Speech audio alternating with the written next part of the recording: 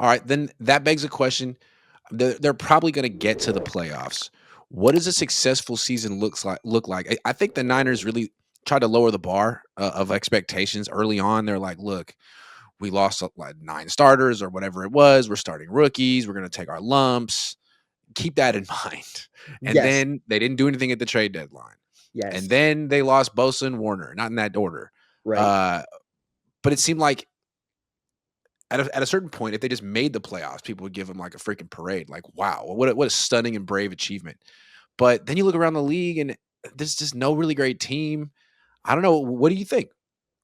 Yeah, I have a hard time with this too because it's like you said, when you lose Bosa and Warner, and it seems like every week, Kyle Shanahan may win Coach of the Year this season when, Mhm. this isn't necessarily, he's not a one seed steamrolling teams over, but a lot of people are more impressed with this season by Kyle Shanahan than they are with a lot of his other performances. So you could just walk away and say that's a really good season, especially, what I think is if you're the 7 seed and you go 11-6 and draw the 7 seed, first off, you just say that's a tough break. And then it depends who you draw there. If you draw the Rams and you're the 7 seed and you're on the road against the Rams and they just put it on you, you kind of sit back and say, you know what, that was a tough break. Yeah. If like I said, if you get the Bears and you say they got some bad linebackers, Caleb Williams We first, just beat him a couple weeks ago, maybe. Yeah. right?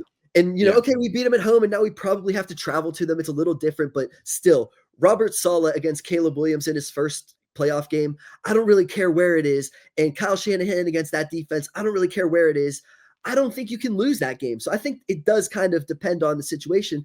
I think the most interesting one is, Seattle. If they played Seattle, on one hand, if that defense just goes off, that defense just goes off. On the other hand, we've seen Sam Darnold in the playoffs with the Vikings. It was awful. We've seen Sam Darnold in big moments. It usually doesn't go well. Shouldn't you be able to shut down Sam Darnold? That's what I think is like the biggest question.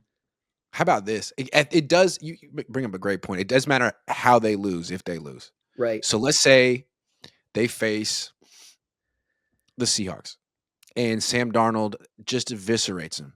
Right. And you say, well, the defense fell apart.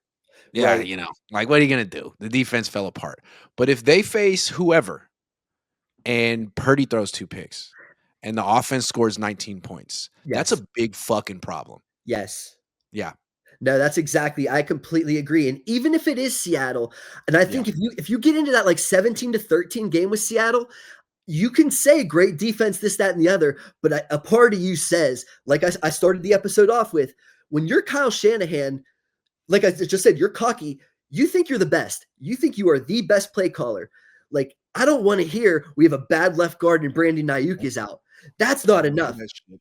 You Yeah, got like we everything else drafted that you Ricky in the wanted. first round. Yeah, like Yep. we got guys. Like we can't just score 13 in the playoffs and lose. I don't care how good Seattle's defense is. And they have enough holes that I don't agree with. Yeah, like I said, if the Rams put it on you, Pressure's on the offense the rest of the season, especially in the play. You can't be the reason you lose a playoff game. The yeah, offense has to play well, put up points, not turn it over a bunch. Because if the defense steps up and you don't, that just brings up all kind of questions like the contract for Purdy, the voided guarantees for Ayuk, like yes. all of that stuff becomes the topic of conversation all off season, as opposed to, oh well, Warner and Bosa are coming back. Don't worry, it's all good. Right. Oh, Yeah, we scored 38 and they scored 42. What are you going to do? what are you gonna do? Honestly, I would, if I was a 49ers fan, I don't even care really who it would be for the most Yeah, part. Like I said, if Caleb Williams was putting it on Robert Saleh, I guess I would be happy because Robert Saleh's not getting a job. But, yeah, yeah, yeah. besides that, I wouldn't, there are a few scenarios where they give up 40 and I'm disappointed. But that's where it goes back to where we started the episode is that everyone says the defense isn't good enough. Right now, I say, I don't know if the offense is good enough, and that's the problem. And yeah, it comes down to Purdy and Pearsall and can McCaffrey be more explosive? Yeah, it's hard to blame Yeah. George Kittle, but everyone else is kind of you could point to. Yeah, I don't think this team really expects to win the Super Bowl. no, I don't think they do. And if and when this season ends, I think they're ready and eager to blame the defense. yes, We'll see. Because again, that makes it a much cleaner discussion this offseason. The defense just attrition. That's what happened. But if I it's the agree. offense, which it was against Jacksonville. Yep. I mean, if it very nearly was against Carolina.